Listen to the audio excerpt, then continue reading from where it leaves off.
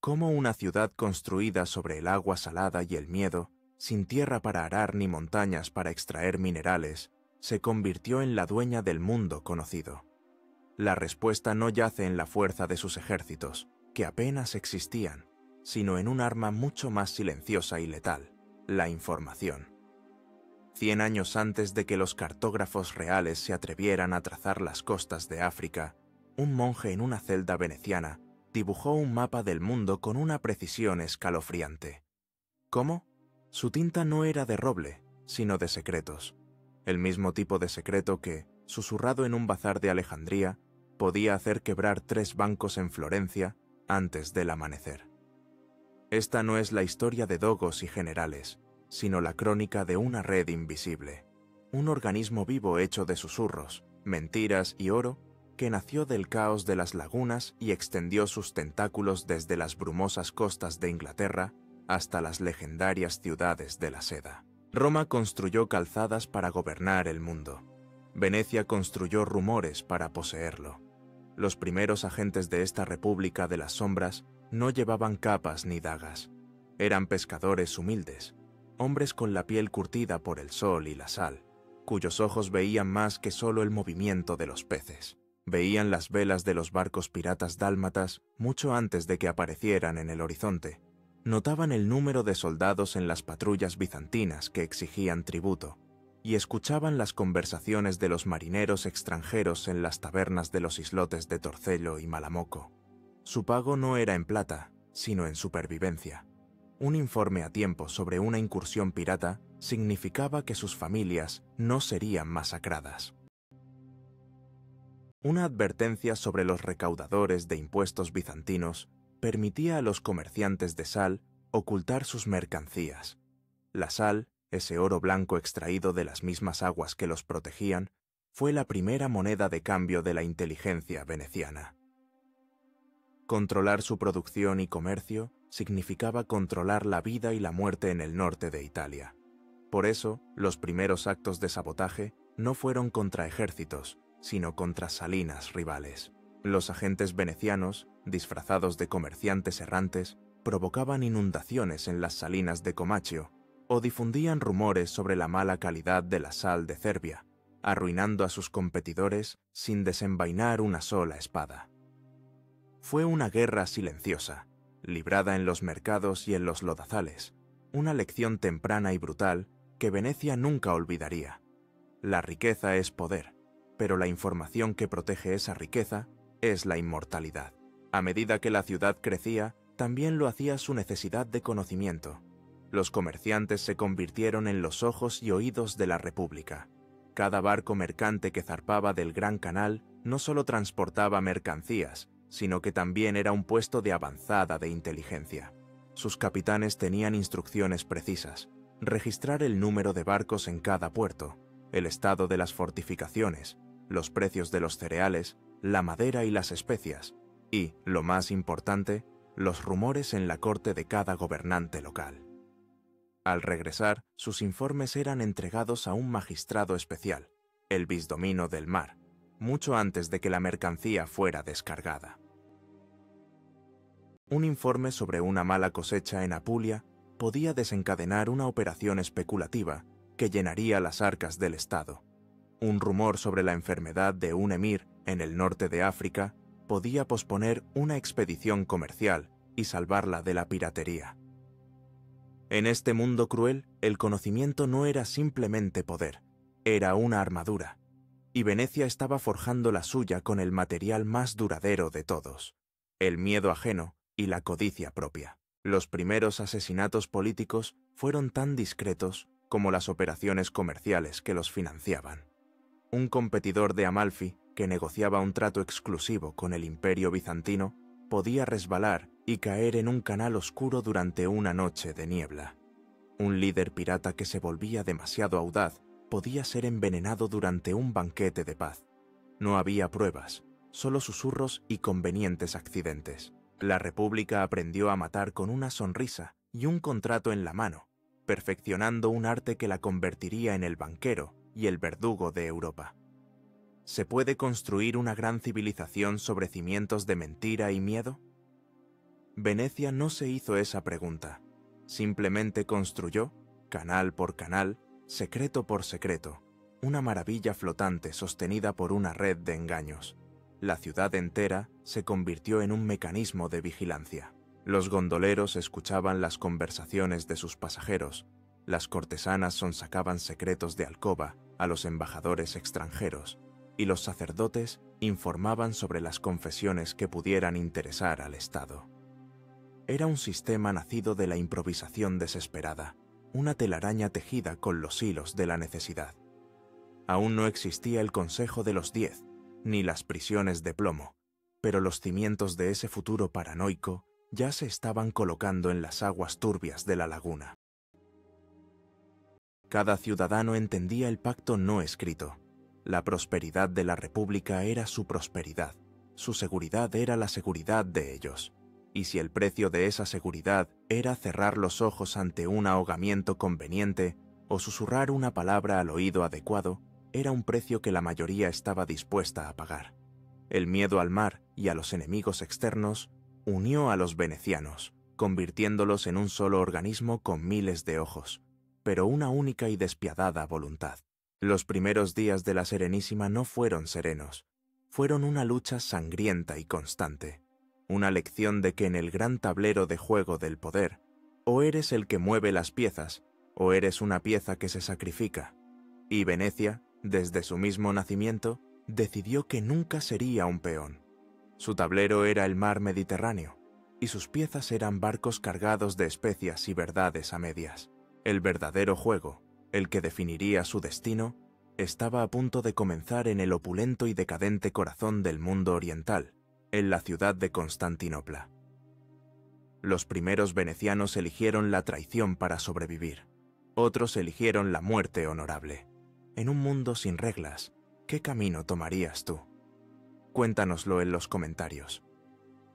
La llave de oro que abriría las puertas del Levante a Venecia no fue forjada en sus astilleros, sino en el caos piadoso de las cruzadas. Mientras los nobles de Francia y Alemania marchaban hacia Tierra Santa, impulsados por la fe y la promesa de salvación, los mercaderes venecianos los seguían con un propósito mucho más terrenal, el beneficio. Vieron en la cruzada no una guerra santa, sino la mayor oportunidad de negocio de la historia. Cada ejército cruzado necesitaba barcos para el transporte, armas para la lucha y alimentos para subsistir. Y Venecia estaba allí para proporcionárselo todo, a un precio exorbitante. Pero el verdadero pago que exigían no siempre era en oro, era en concesiones comerciales, en barrios exclusivos en las ciudades conquistadas, en monopolios sobre las rutas más valiosas, y en el corazón de cada uno de estos nuevos enclaves comerciales, desde Agre hasta Tiro, se encontraba el fondaco, el puesto comercial veneciano. Para el mundo exterior, un fondaco era un almacén, un hostal y un mercado. Para la República, era una embajada no oficial, un puesto de escucha y un nido de espías. El bailo, el representante oficial veneciano, era más que un cónsul, era el jefe de la estación de inteligencia. Bajo la apariencia de comerciantes de seda, especias y joyas, sus agentes se movían por los bulliciosos mercados de Oriente, recopilando información. No solo se interesaban por los precios, sino también por las intrigas de la corte del sultán, las debilidades de las defensas de una ciudad o la lealtad de un visir. Estos hombres no eran guerreros, pero sus armas eran igual de mortales. Un rumor bien colocado podía desatar el pánico en una ruta de caravanas rival. Un soborno a un funcionario del puerto podía garantizar que los barcos genoveses fueran retenidos por una cuarentena imaginaria mientras los venecianos se hacían con el mercado. Constantinopla, la joya del Bósforo, se convirtió en el principal objetivo y el mayor premio. El barrio veneciano en la capital bizantina era una ciudad dentro de otra ciudad, un laberinto de callejuelas donde se hablaba véneto y se tramaban conspiraciones contra el propio emperador que los acogía. Los espías venecianos, a menudo monjes o eruditos, que tenían acceso a la corte y a las bibliotecas imperiales, se dedicaban a una forma de espionaje industrial. Uno de los mayores golpes fue el robo del secreto de la producción de seda. Durante siglos, Bizancio había guardado celosamente el misterio de los gusanos de seda, una fuente de riqueza comparable al petróleo en épocas posteriores. Agentes venecianos, a lo largo de décadas de paciente trabajo, sobornaron a tejedores, sedujeron a funcionarios y finalmente lograron sacar de contrabando los preciados gusanos y las semillas de morera, rompiendo el monopolio bizantino y sentando las bases de la propia industria sedera de Venecia. Fue un acto de audacia que demostraba la nueva filosofía de la República. No hay fortaleza que no se pueda tomar, ni secreto que no se pueda comprar o robar. Pero el espionaje en el Levante no estaba exento de peligros. Los venecianos no eran los únicos jugadores en este juego de sombras. Se encontraron con un adversario formidable y enigmático, la Orden de los Asesinos, los nizaríes de Alamut. Esta secta ismaelita, liderada por el misterioso Viejo de la Montaña, había perfeccionado el asesinato político como una forma de arte y un instrumento de poder. Sus fedayines, devotos hasta el fanatismo, se infiltraban en las cortes y eliminaban a sus objetivos con una eficacia aterradora. A veces, los intereses de Venecia y los asesinos coincidían y colaboraban en la eliminación de un enemigo común. Otras veces, eran rivales acérrimos, compitiendo por el control de las rutas secretas y la influencia sobre los gobernantes locales. Se libró una guerra secreta en las sombras de los castillos cruzados y los palacios sarracenos, una guerra de dagas y venenos de la que apenas han quedado registros, solo leyendas susurradas. La gran fuerza de la red veneciana era su diversidad. Reclutaban agentes en todas partes. Un médico judío en la corte del sultán de Egipto, un monje griego en el monte Athos, una bailarina armenia en el harén de un emir sirio. No buscaban lealtad a Venecia, sino debilidades que explotar, deudas de juego, amores prohibidos, ambiciones frustradas. Pagaban en oro, pero también en protección y oportunidades. Crearon una red de dependencias, un imperio invisible de obligaciones que era más fuerte que cualquier cadena de hierro. Un funcionario sobornado en Alejandría no solo proporcionaba información sobre los cargamentos de especias, sino que también podía sabotear los suministros de agua de la flota genovesa o advertir de una inminente redada contra los mercaderes cristianos. Cada agente era un nodo en una red que se autoalimentaba, donde cada pieza de información generaba nuevas oportunidades para la extorsión, el soborno y la infiltración. El comercio de reliquias sagradas se convirtió en otro campo de batalla para el espionaje. Los venecianos, con su característica mezcla de piedad y pragmatismo, se convirtieron en los mayores traficantes de huesos de santos y trozos de la Vera Cruz. No se trataba solo de fe. Cada reliquia importante atraía a miles de peregrinos, y los peregrinos gastaban dinero. Robar la reliquia de un santo patrón de una ciudad rival, como hicieron con las supuestas reliquias de San Marcos de Alejandría, no era solo un acto de devoción, sino un golpe maestro de guerra económica y de propaganda. La historia de ese robo, envuelta en leyenda, es un ejemplo perfecto de sus métodos: audacia, engaño y una justificación piadosa para un acto de piratería. Mientras los cruzados perdían reinos y se desangraban en batallas inútiles en el desierto, Venecia construía un imperio comercial y de inteligencia que duraría siglos. Aprendieron a navegar no solo por los mares, sino también por las complejas corrientes de la política oriental. Comprendieron que un dardo envenenado en el momento oportuno era más eficaz que un ejército de 1000 hombres. El Levante fue su escuela de posgrado en el arte del engaño, un lugar donde perfeccionaron las habilidades que luego aplicarían en un escenario mucho más grande y despiadado: la propia Europa. La riqueza y el conocimiento que fluyeron desde Oriente hacia la laguna transformaron a Venecia, pero también la hicieron más temerosa. Cuanto más grande era el imperio, más numerosas eran las amenazas, tanto externas como internas. La República, que había dominado el arte de espiar a los demás, pronto dirigiría su mirada inquisitiva hacia adentro, hacia sus propios ciudadanos, con una paranoia que se convertiría en política de Estado. El poder corrompe, y el poder absoluto basado en el secreto corrompe absolutamente. Venecia, enriquecida por el comercio oriental y maestra en el arte de la intriga extranjera, comenzó a temer a su propia sombra. La riqueza trajo consigo la envidia, y la envidia engendró conspiraciones. Las grandes familias nobles, que habían colaborado para construir la República, ahora competían ferozmente por el control de sus instituciones. Un dogo demasiado ambicioso, un general demasiado popular, un comerciante demasiado rico. Todos eran vistos como una amenaza potencial para el delicado equilibrio de poder. La República, para sobrevivir, sintió la necesidad de crear un anticuerpo, un mecanismo de defensa interno tan despiadado como los métodos que usaba en el extranjero. Así nació, en el año 1310, el Consejo de los 10.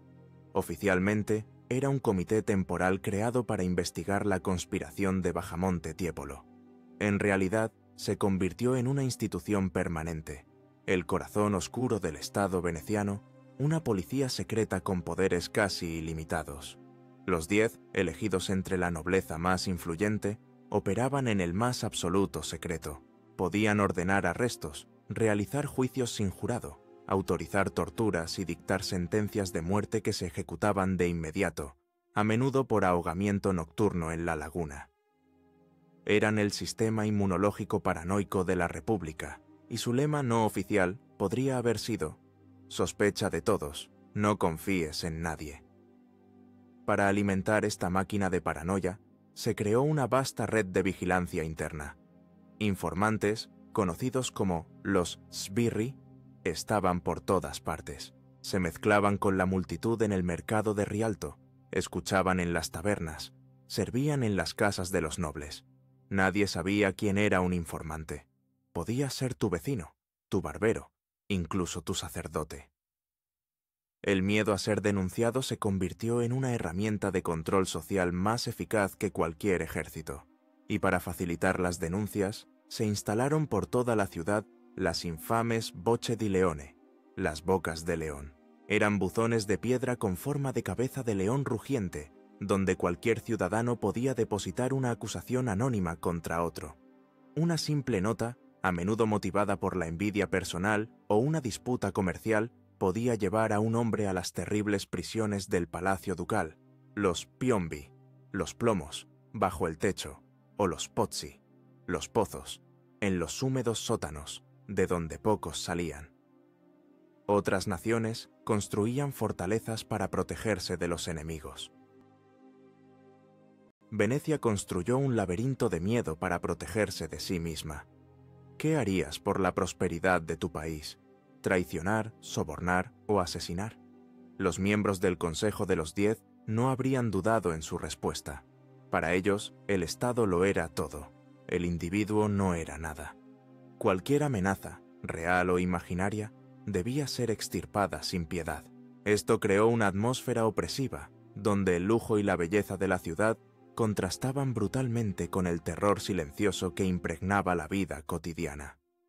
Las fiestas del carnaval, con sus máscaras que garantizaban el anonimato, se convirtieron en un respiro necesario, pero incluso allí, los espías del Consejo estaban observando, escuchando, esperando un desliz.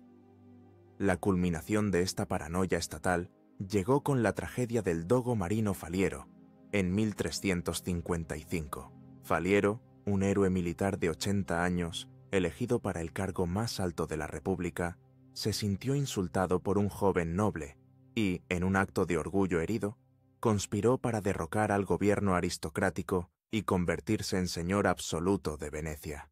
Su complot fue descubierto gracias a una denuncia. El Consejo de los 10 no dudó. Arrestaron, torturaron y ejecutaron a los conspiradores. Y luego, en un acto sin precedentes que conmocionó a toda Europa, juzgaron al propio dogo. Marino Faliero fue declarado culpable de alta traición y decapitado en la gran escalinata del Palacio Ducal. Su retrato en la sala del Gran Consejo fue cubierto con un velo negro y la inscripción: «Este es el lugar de Marino Faliero, decapitado por sus crímenes». El mensaje era claro y aterrador. Nadie, ni siquiera el líder ungido de la República, estaba por encima del Estado. Nadie estaba a salvo de la vigilancia y la justicia implacable de los 10. Este sistema de terror institucionalizado tuvo un doble efecto. Por un lado, garantizó una estabilidad política casi única en la tumultuosa Italia de la época. Mientras Florencia, Milán y Roma se desangraban en luchas de facciones y golpes de Estado, Venecia permanecía inquebrantable, gobernada por un comité anónimo y eficiente. Por otro lado, ahogó la disidencia y creó una cultura de conformidad y desconfianza. El pragmatismo se convirtió en cinismo, y la lealtad al Estado a menudo se utilizó como una máscara para la ambición personal. El Consejo de los 10 no solo se ocupaba de la seguridad interna, pronto extendió sus tentáculos a la política exterior, convirtiéndose en el verdadero cerebro del servicio de inteligencia veneciano. Gestionaban una red de agentes secretos, autorizaban asesinatos políticos en el extranjero y controlaban un fondo para sobornos. Eran a la vez el escudo y la daga de la República. Su archivo secreto, guardado bajo 3 llaves, se convirtió en la colección de secretos más completa y peligrosa del mundo.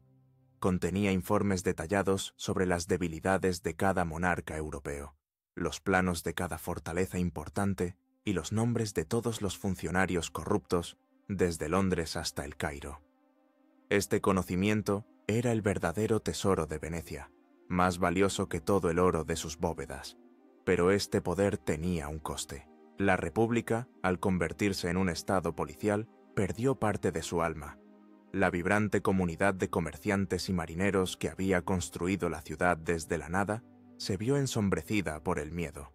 La creatividad y la audacia que la habían hecho grande ahora estaban encadenadas por la sospecha. Venecia se había vuelto tan experta en luchar contra los monstruos externos que acabó creando uno propio en su interior. Y mientras esta máquina de control interno se perfeccionaba, en el exterior surgía un rival que desafiaría a Venecia no solo en el mar, sino también en el juego de las sombras, la orgullosa y agresiva República de Génova.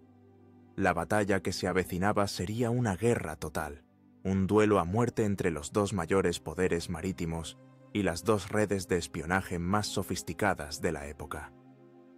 La rivalidad entre Venecia y Génova no fue una simple competencia comercial. Fue una guerra de 100 años, un odio visceral entre 2 repúblicas que se veían a sí mismas como herederas del poder marítimo de Roma. Se odiaban con la pasión que solo pueden sentir los hermanos que compiten por la misma herencia, el control del Mediterráneo. Pero esta no fue solo una guerra de flotas y batallas navales espectaculares. Fue, ante todo, una guerra en la sombra, un enfrentamiento brutal entre las 2 redes de inteligencia más sofisticadas de la Edad Media.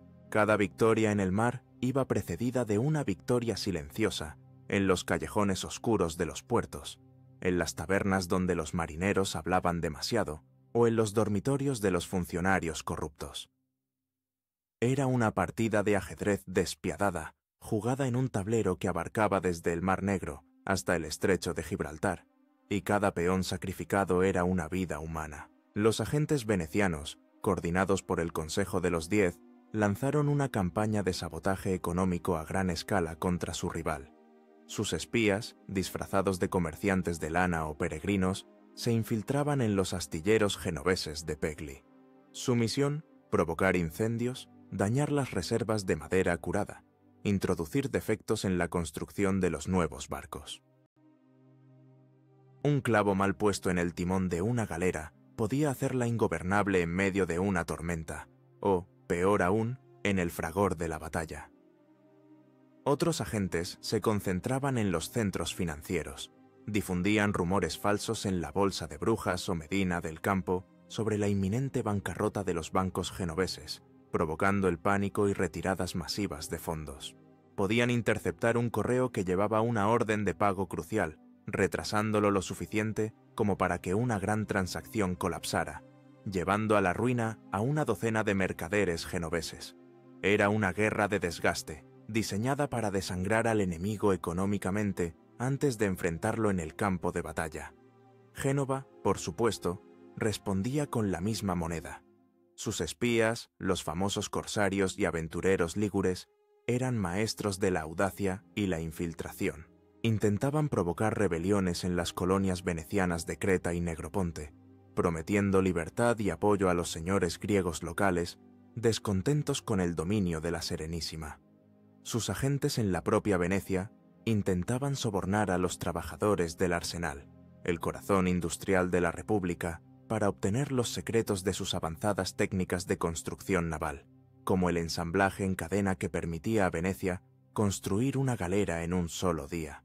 La contrainteligencia veneciana trabajaba sin descanso para cazar a estos espías.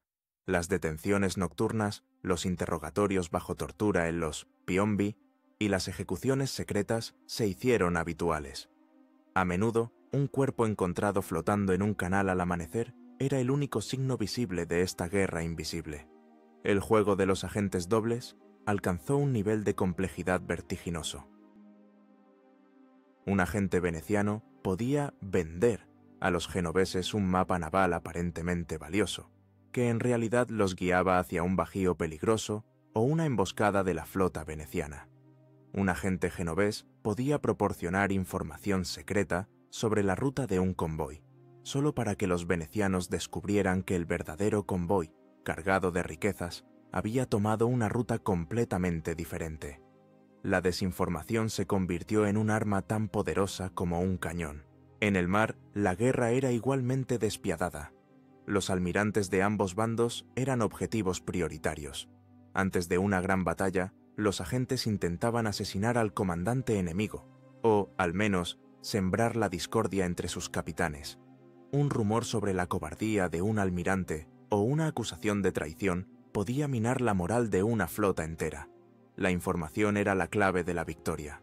Conocer la composición exacta de la flota enemiga, el estado de sus suministros o la estrategia de su comandante valía más que 10 barcos. La culminación de este conflicto épico fue la Guerra de Chioggia, a finales del siglo XIV. La flota genovesa, en una audaz maniobra, logró capturar el puerto de Chioggia, a tiro de piedra de la propia Venecia. La República parecía perdida. El pánico se apoderó de la ciudad y el gobierno consideró la rendición. Pero fue entonces cuando la superioridad de la inteligencia veneciana inclinó la balanza. Sus espías lograron determinar la ubicación exacta de cada barco genovés, el estado de sus defensas y, lo más importante, que sus líneas de suministro eran peligrosamente vulnerables. Basándose en esta información precisa, los venecianos lanzaron un contraataque desesperado pero brillante. Hundieron barcos cargados de piedras en las entradas de la laguna, atrapando a la flota genovesa. Luego, con una nueva flota construida a una velocidad asombrosa, los asediaron. La guerra se decidió no solo por el valor en el combate, sino por un flujo constante de información precisa que permitió al almirante veneciano, Vettor Pisani, anticipar cada movimiento del enemigo. La victoria en Chioggia fue un punto de inflexión. Génova nunca se recuperó del todo de esa derrota, y Venecia emergió como la dueña indiscutible del Mediterráneo. Había ganado no solo en el agua, sino en la sombra. Había demostrado que una red de espionaje bien organizada, capaz de proporcionar información fiable y oportuna, era el activo estratégico más valioso de una nación. Pero esta victoria, la más grande en la historia de la República, sembró las semillas de una arrogancia peligrosa. Venecia, en la cima de su poder, creyó que podía manipular el destino a su antojo. Esta creencia la llevaría a su operación de inteligencia más ambiciosa, cínica y, en última instancia, catastrófica: la desviación de la Cuarta Cruzada y el saqueo de la ciudad cristiana más grande del mundo, la majestuosa Constantinopla. ¿Lealtad o beneficio? Los espías venecianos a menudo se enfrentaban a esta elección. Si tuvieras que elegir entre la seguridad de tu patria y una enorme fortuna personal, ¿qué pesaría más en tu balanza? Deja tu elección en los comentarios. La Cuarta Cruzada comenzó con un llamado a la piedad y terminó en un acto de depredación sin precedentes.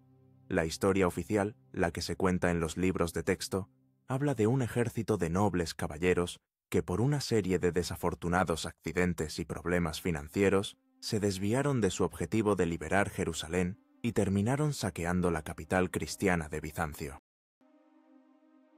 La historia no oficial, la que se lee entre líneas en los informes secretos venecianos y las crónicas de los testigos presenciales, cuenta una historia muy diferente. No fue un accidente. Fue, quizás, la operación de inteligencia y manipulación más brillante y cínica de la Edad Media, orquestada por un hombre extraordinario, el dogo de Venecia, Enrico Dandolo. Dandolo tenía más de 90 años y estaba ciego, pero su mente era más afilada que la espada de cualquier cruzado. Veía el mundo no con sus ojos, sino a través de los informes de su red de espionaje. Y lo que veía era una oportunidad única. Veía un imperio bizantino rico pero decadente, un rival comercial que había perjudicado a Venecia en el pasado. Y veía un ejército cruzado lleno de fervor religioso, pero desesperadamente falto de dinero y de sentido práctico. Dandolo vio cómo unir estas dos piezas para beneficio exclusivo de Venecia. El plan comenzó cuando los líderes cruzados acudieron a Venecia para contratar su flota para el transporte a Egipto. Dandolo les ofreció un precio deliberadamente inflado, un precio que sabía que no podían pagar. Cuando los cruzados, inevitablemente, no lograron reunir la suma acordada, quedaron atrapados en la isla del Lido, endeudados y a merced de Venecia. Fue entonces cuando Dandolo, con la magnanimidad de un depredador, les ofreció un trato.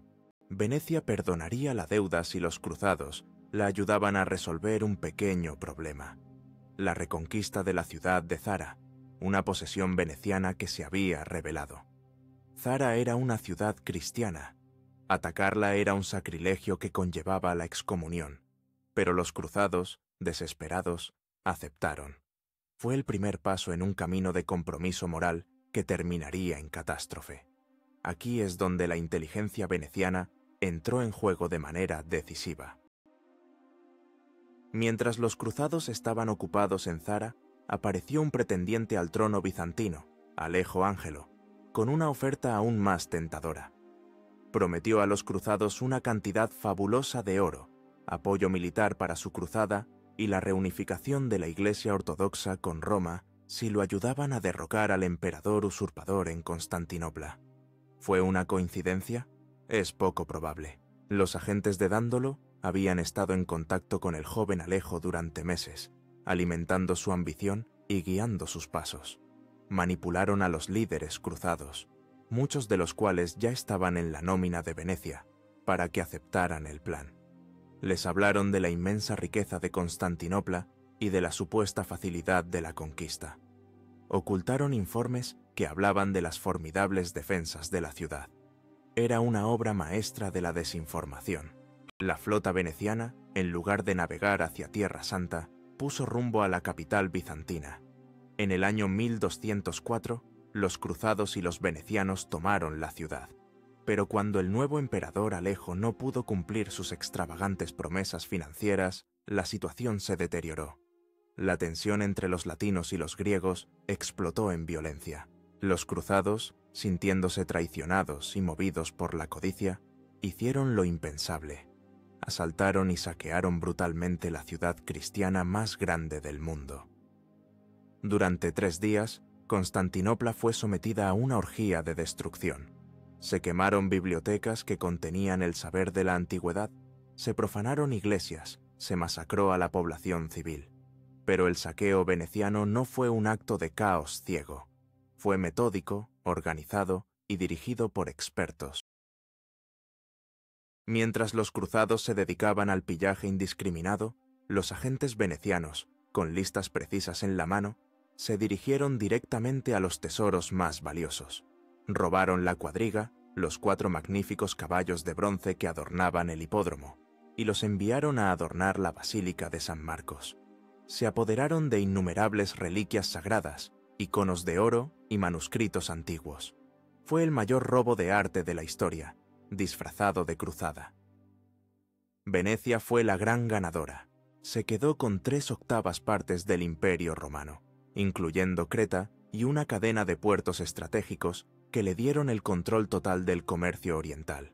Destruyó a su principal rival comercial y se estableció como la superpotencia indiscutible del Mediterráneo. Pero fue una victoria pírrica. El saqueo de Constantinopla creó una brecha insalvable entre el cristianismo oriental y occidental. Debilitó fatalmente al Imperio bizantino, que había actuado como un baluarte de Europa contra las invasiones desde el este durante siglos. Al destruir ese escudo, Venecia, sin saberlo, abrió la puerta a la futura expansión de un nuevo y formidable poder en la región, los turcos otomanos. En el apogeo de su triunfo, la inteligencia veneciana cometió su mayor error de cálculo. Ganaron la batalla, pero a largo plazo contribuyeron a perder la guerra por la supervivencia de la cristiandad en el este. El cinismo político, llevado a su máxima expresión, había cegado su visión estratégica. La República había demostrado que podía derribar un imperio con mentiras y manipulación, pero también había revelado al mundo su verdadera naturaleza. Una potencia depredadora, dispuesta a sacrificar cualquier principio por el beneficio. Este acto de traición sublime llevaría a Venecia a la cima de su poder, pero también la marcaría para siempre. La era de las cruzadas estaba terminando, y una nueva era, el Renacimiento, estaba a punto de comenzar. En este nuevo mundo de diplomacia refinada y política cortesana, Venecia adaptaría sus métodos. Sus espías ya no serían solo comerciantes y monjes, sino hombres de exquisita cultura y modales impecables, los embajadores venecianos que convertirían las cortes de Europa en su nuevo campo de batalla. El Renacimiento no solo fue un renacimiento del arte y la filosofía, fue un renacimiento de la intriga. A medida que las ciudades-estado italianas y las monarquías europeas competían por el poder, la diplomacia se convirtió en una guerra librada, con palabras en lugar de espadas. Y en este nuevo campo de batalla, nadie era más hábil que los embajadores de la República de Venecia.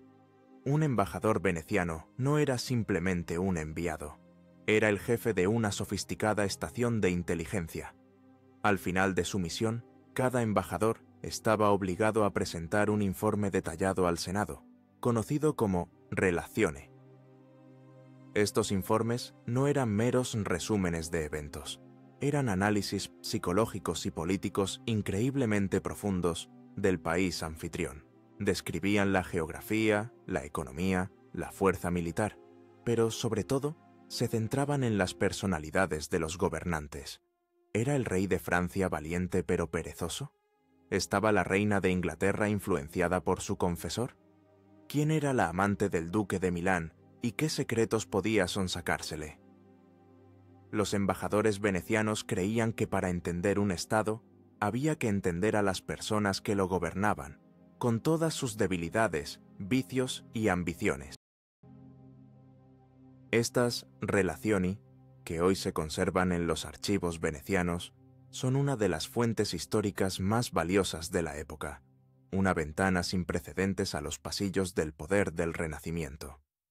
Para recopilar esta información, los embajadores gestionaban redes de espionaje locales, reclutaban agentes en todos los niveles de la sociedad, un secretario descontento en la Cancillería Real, un sirviente en el dormitorio del rey, un banquero con acceso a las finanzas del Estado, una cortesana influyente en la corte.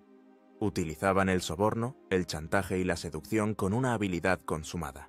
El dinero de la República fluía silenciosamente por toda Europa, comprando secretos que iban desde los planos de una nueva fortaleza diseñada por Leonardo da Vinci hasta la fórmula de un nuevo tipo de pólvora. El arte del cifrado alcanzó nuevas cotas.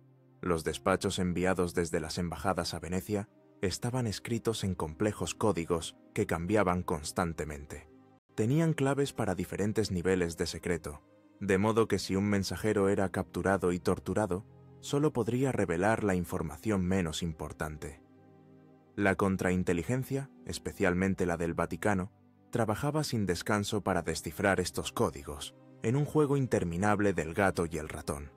A veces, la información no era suficiente. Cuando un político o un general se convertía en una amenaza seria para los intereses venecianos, el Consejo de los 10 podía autorizar una solución final. El veneno se convirtió en el arma preferida de la diplomacia veneciana, un método silencioso y negable. La República se ganó una reputación siniestra en toda Europa por su dominio de la toxicología. El veneno veneciano, a menudo una forma de arsénico incoloro e inodoro, se convirtió en una leyenda. Los agentes de Venecia, a veces disfrazados de médicos o alquimistas, eran expertos en administrarlo de forma que pareciera una muerte natural.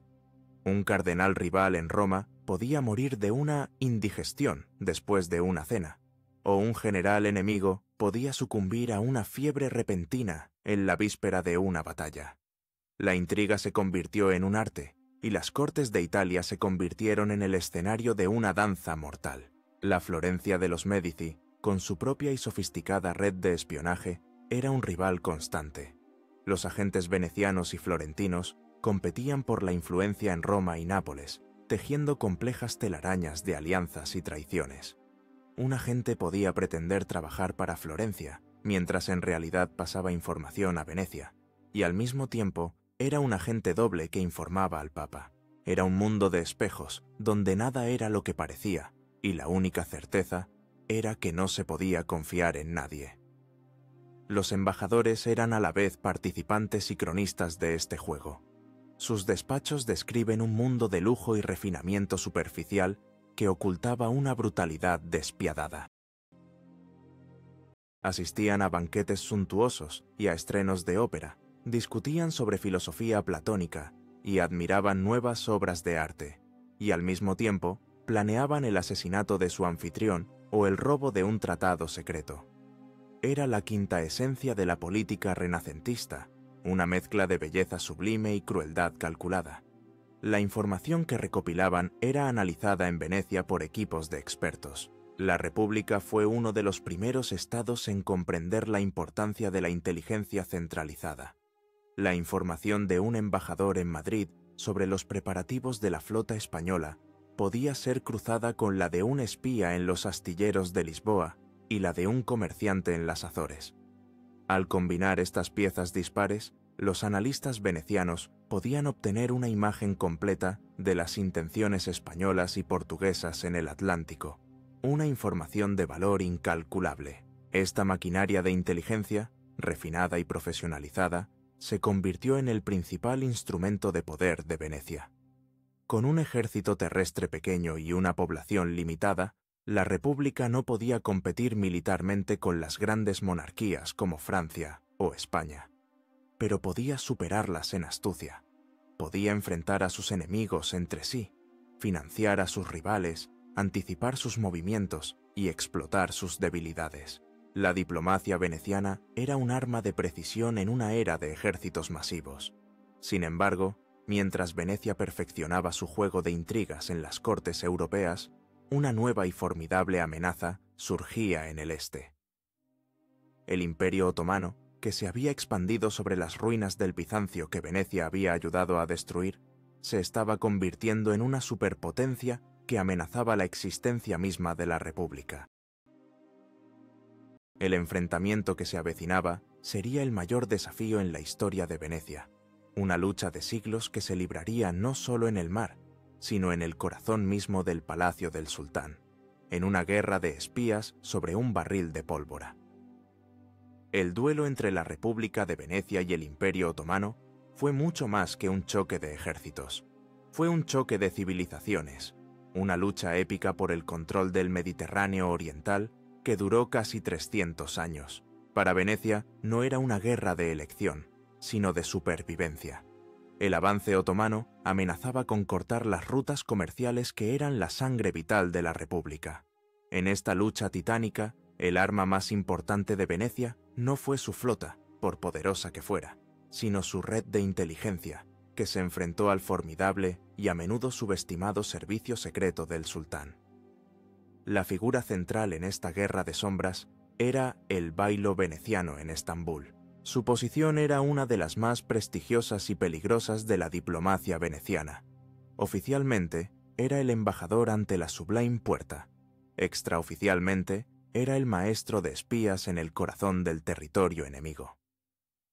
El bailo vivía en un estado de lujo y paranoia, rodeado por la opulencia de la corte otomana, pero consciente de que un paso en falso podía llevarlo a la infame prisión de las 7 Torres.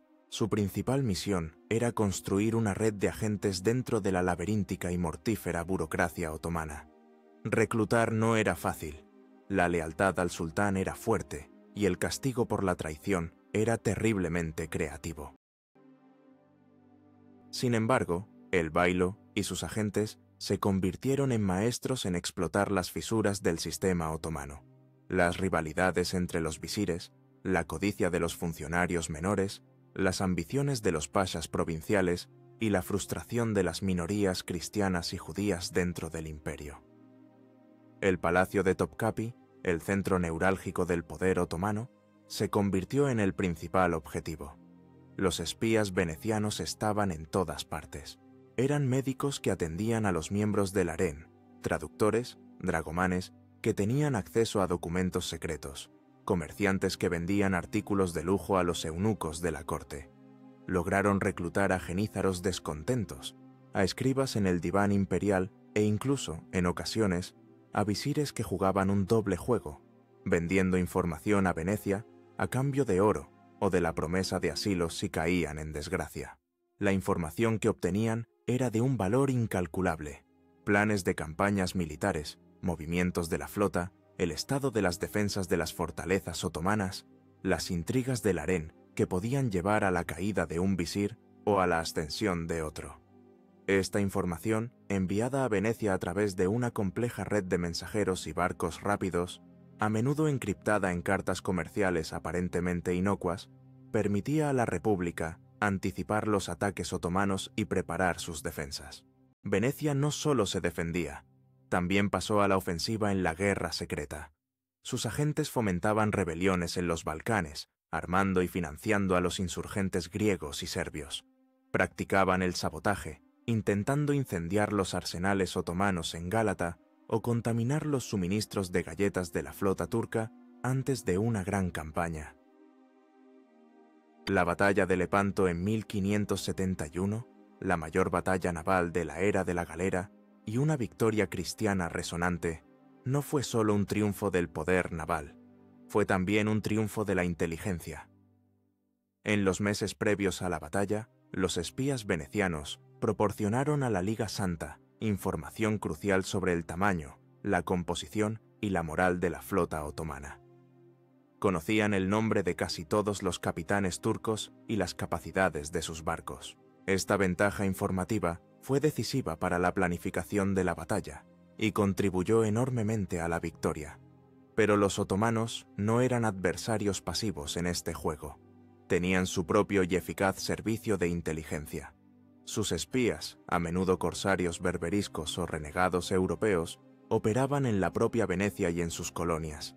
Intentaban descubrir los secretos del arsenal, sobornar a senadores e interceptar los despachos del Bailo.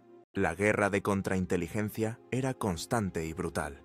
El Consejo de los 10 dedicaba una parte considerable de sus recursos a cazar espías otomanos. Cualquier extranjero sospechoso en Venecia era vigilado de cerca, y las consecuencias de ser descubierto eran fatales. La vida de un agente en ambos lados era precaria. La captura significaba casi con certeza la tortura y una muerte horrible. Los agentes venecianos en Estambul vivían con el miedo constante a la delación. A pesar del peligro, muchos sirvieron con una valentía y un ingenio extraordinarios. Historias como la del agente que se escondió durante días en un cargamento de alfombras para escapar de la ciudad, o la del dragomán que memorizó un tratado secreto porque no se atrevía a robar el documento, se convirtieron en leyendas dentro del servicio de inteligencia. Esta guerra de espías de siglos de duración fue una sangría constante para ambos imperios. Agotó sus recursos y alimentó un ciclo de desconfianza y hostilidad. Sin embargo, también creó un canal de comunicación único. El Bailo, en Estambul, a pesar de ser un maestro de espías, era también el principal conducto diplomático. A menudo, las mismas personas que planeaban asesinatos y sabotajes por la noche se sentaban a la mesa de negociaciones por la mañana, en un extraño ballet de diplomacia y engaño. A medida que pasaban los siglos, el equilibrio de poder comenzó a cambiar.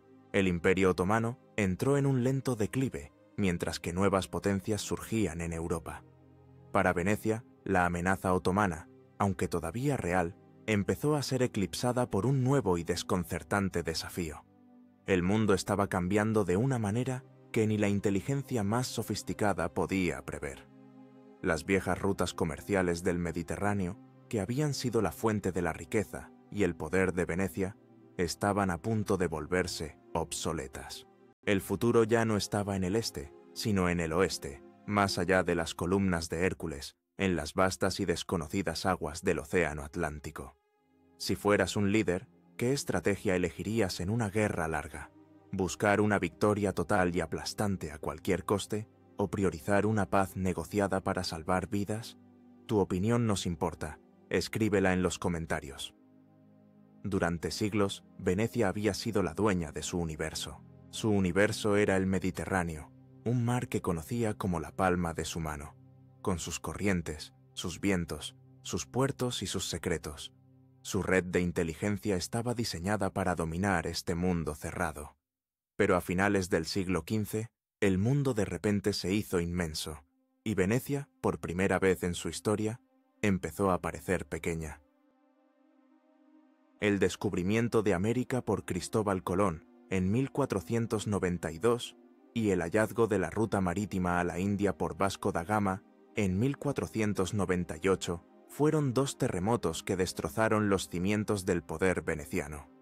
El comercio mundial ya no pasaría por el Levante y los almacenes de Rialto. Las especias, la seda y la pimienta, la fuente de la fabulosa riqueza de la República, ahora llegarían a Europa directamente en barcos portugueses y españoles, circunnavegando África. El monopolio de Venecia se había roto.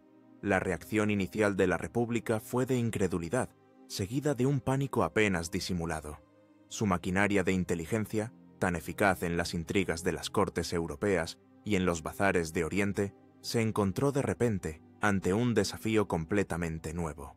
Sus enemigos ya no eran solo los genoveses o los turcos, eran los reinos emergentes de la costa atlántica, España y Portugal, con sus audaces exploradores, sus innovadores barcos, las carabelas y sus celosamente guardados mapas de navegación.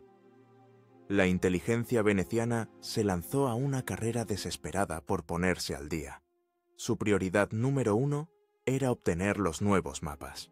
Estos no eran simples trozos de pergamino, eran los documentos estratégicos más importantes del mundo, la clave de la nueva riqueza. Los agentes venecianos en Lisboa y Sevilla recibieron órdenes de conseguir estos mapas a cualquier precio. Sobornaron a cartógrafos, sedujeron a las amantes de los pilotos, patrocinaron robos en los archivos reales. Una de las operaciones más famosas fue el intento de obtener el Padrão Real, el mapa maestro secreto portugués que se actualizaba constantemente con cada nuevo descubrimiento. La operación fracasó, pero demostró la nueva dirección de los esfuerzos de espionaje de Venecia. Además de robar mapas, intentaron robar tecnología. Las carabelas portuguesas eran maravillas de la ingeniería naval, capaces de navegar en alta mar de una manera que las galeras mediterráneas no podían. Los espías venecianos en los astilleros de Lisboa y Cádiz intentaron obtener los planos de estos nuevos barcos, sobornando a los carpinteros de Ribera y a los ingenieros. Pero era difícil replicar siglos de experiencia en la construcción de barcos atlánticos. Venecia también recurrió a su táctica favorita, el sabotaje. Intentaron difundir desinformación para disuadir a los exploradores. Financiaron rumores sobre monstruos marinos gigantes en el Atlántico y sobre el fracaso de las expediciones de Colón. Hay incluso evidencias de que intentaron sabotear los preparativos de los viajes de Vasco da Gama, reconociendo la amenaza mortal que su éxito representaría para el comercio veneciano de especias. Viendo que no podían competir directamente, Venecia adoptó una estrategia asimétrica. Si no podían controlar las nuevas rutas, al menos podían perturbarlas. Comenzaron a colaborar secretamente con los enemigos de España y Portugal.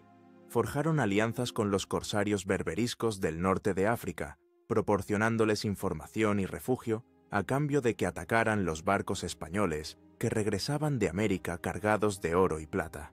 también colaboraron con el Imperio Otomano, su antiguo enemigo, en un intento de construir un canal en Suez para restablecer la vieja ruta de las especias, un proyecto que finalmente fracasó. Fue una extraña inversión de papeles. Venecia, la potencia establecida, el depredador que durante siglos había dictado las reglas del comercio, se veía ahora reducida a tácticas de guerrilla, como una potencia insurgente. Estaba pasando de ser la dueña del juego a ser una jugadora que intentaba desesperadamente mantenerse en la partida. La gran maquinaria de inteligencia de la República, aunque todavía formidable, luchaba por adaptarse. Sus agentes, expertos en la intriga política y el espionaje comercial en un entorno conocido, se encontraron en un mundo nuevo de exploración oceánica y ciencia de la navegación que apenas entendían. La información que llegaba de sus espías en el Atlántico era a menudo incompleta o inexacta. A pesar de algunos éxitos, como el robo de ciertos mapas y la financiación de la piratería, Venecia no pudo detener la marea de la historia. El centro económico y político del mundo se estaba desplazando inexorablemente del Mediterráneo al Atlántico. La República comenzó un lento pero inevitable declive. Su riqueza disminuyó, su poder naval se erosionó y su influencia política se desvaneció. Se aferró a sus posesiones en el Mediterráneo, luchando en costosas guerras contra los otomanos por islas como Creta y Chipre. Pero eran batallas de retaguardia, intentos desesperados por conservar los restos de un imperio que se desvanecía. La edad de oro de Venecia había terminado. Entró en un largo crepúsculo, un período de decadencia elegante que duraría casi 300 años. La ciudad, que ya no era una superpotencia política o económica, se reinventó a sí misma. Se convirtió en la capital europea del placer, la música y el arte. Y su famoso carnaval, con sus máscaras y su atmósfera de libertad anónima, se convirtió en el escenario perfecto para un último y extravagante acto en la historia del espionaje veneciano. El siglo XVIII encontró a Venecia en un estado de espléndida decadencia. La Serenísima ya no era la dueña de los mares, ni el banquero de Europa. Había perdido su imperio, su riqueza y su poder militar. Sin embargo, en lugar de desvanecerse en la oscuridad, la República se transformó en algo completamente nuevo. Se convirtió en el escenario más grandioso y decadente del mundo, la capital del placer, el vicio y la intriga. Y su famoso carnaval, que duraba meses, se convirtió en la tapadera perfecta para la última y más febril etapa del espionaje europeo. En una ciudad donde todos llevaban una máscara, ser un espía era casi una ocupación natural. El anonimato que ofrecían la bauta y la moreta permitía a los agentes moverse libremente, reunirse con informantes en los casinos, ridotti, intercambiar secretos en los palcos de la ópera o planear conspiraciones en los salones de las cortesanas más famosas. Venecia se convirtió en el campo de juego neutral, donde las grandes potencias de la época, Francia, Austria, Inglaterra, Rusia e incluso el Imperio Otomano, libraban sus guerras secretas. Los palacios del Gran Canal albergaban embajadas que eran, en realidad, vastos centros de espionaje. Agentes secretos de toda Europa pululaban por las callejuelas, cada uno intentando descubrir los secretos de los demás. La propia red de inteligencia de Venecia, la sombra de lo que fue, se había degradado. El temido Consejo de los 10, que una vez había hecho temblar a reyes, ahora dedicaba la mayor parte de su tiempo a la vigilancia de la moral pública y a pequeñas intrigas internas. Sus espías, en lugar de robar planes de batalla, ahora informaban sobre los amoríos de los nobles, las deudas de juego de los senadores o las opiniones políticas expresadas en los cafés. Se había convertido en una policía de pensamiento y costumbres, una herramienta para mantener la fachada de orden en una sociedad que se desmoronaba desde dentro. La República vivía de la ilusión de su propia grandeza, celebrando fastuosas ceremonias y fiestas mientras su poder real se evaporaba.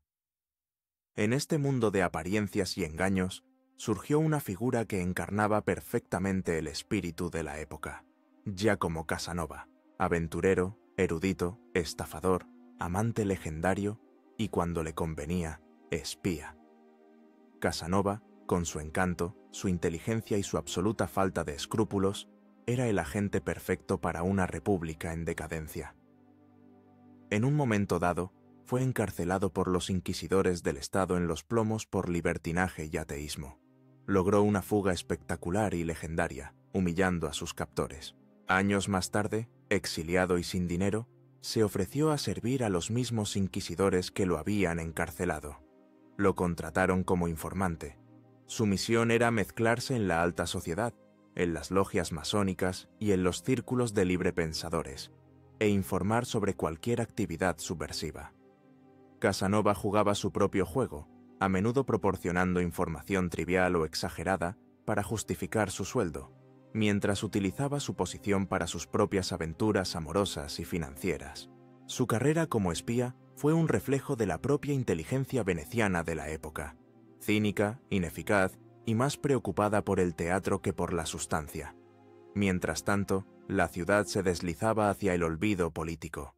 Las grandes batallas de la historia se libraban en otros lugares.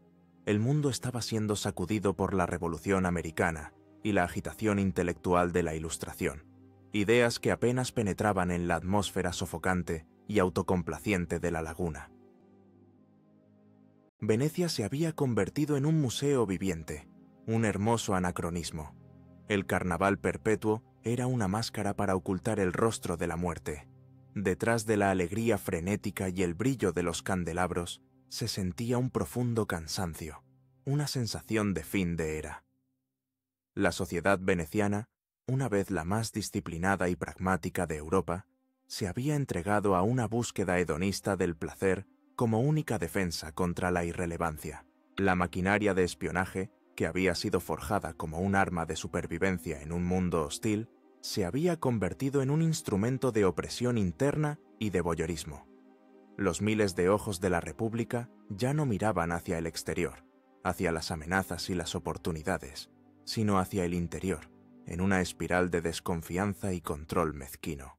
Era el síntoma final de una enfermedad terminal, un sistema construido sobre la sospecha. Cuando ya no tiene enemigos externos a los que temer, inevitablemente se vuelve contra sí mismo. La red que había atrapado a los enemigos de la República, ahora atrapaba a sus propios hijos. La tragedia era que, mientras los espías de Venecia estaban ocupados persiguiendo a poetas y jugadores de cartas, una nueva y devastadora tormenta se estaba gestando más allá de los Alpes. Un joven general corso, imbuido de las ideas revolucionarias de Francia, estaba a punto de descender sobre Italia y redibujar el mapa de Europa. Su nombre era Napoleón Bonaparte, y él no llevaba máscara. El último acto de la milenaria historia de la República estaba a punto de comenzar, y sería una historia no de resistencia heroica, sino de colapso interno, traición y la desaparición final en la niebla de la historia. El carnaval había terminado. La llegada de Napoleón Bonaparte a Italia en 1796 fue el golpe de gracia para una república de Venecia ya moribunda. El joven general francés, con su ejército revolucionario y su genio militar, barrió las viejas estructuras de poder de la península. Venecia, que había sobrevivido a imperios y había navegado las aguas más turbulentas de la historia durante más de 1000 años, se encontró de repente atrapada entre dos gigantes, la Francia revolucionaria y el Imperio austriaco. Su tradicional política de neutralidad, que le había servido tan bien en el pasado, se convirtió en una sentencia de muerte. Los restos de la otrora todopoderosa inteligencia veneciana intentaron jugar su último partido. Trataron de enfrentar a franceses y austriacos entre sí, de sobornar a generales, de obtener información sobre los planes de Napoleón. Pero era demasiado poco y demasiado tarde. Se enfrentaban a un tipo de guerra y de política que no entendían. Una guerra de ideologías y de ejércitos nacionales, no de intrigas palaciegas y mercenarios. Napoleón despreciaba a la decrépita aristocracia veneciana. Veía a la República como una reliquia tiránica que debía ser barrida. Sus propios servicios de espionaje, eficientes y modernos, superaron fácilmente a la anticuada red veneciana.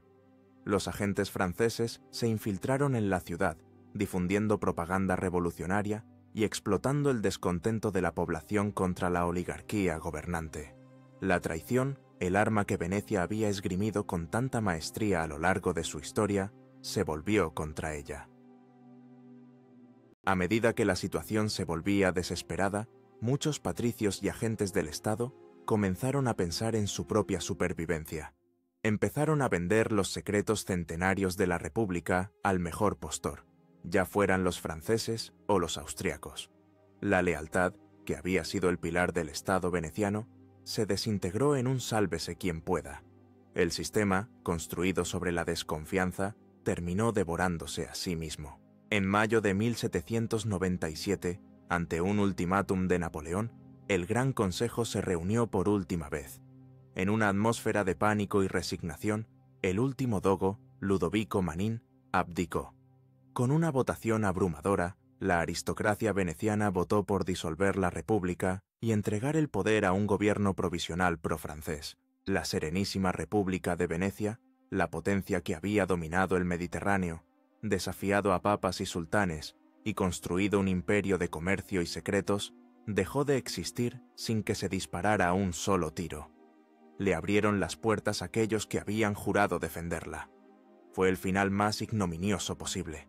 Una muerte no por la espada del enemigo, sino por suicidio.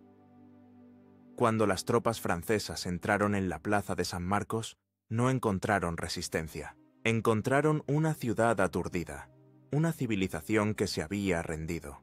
Napoleón saqueó la ciudad llevándose obras de arte, incluyendo los caballos de San Marcos, que los venecianos habían robado de Constantinopla siglos antes.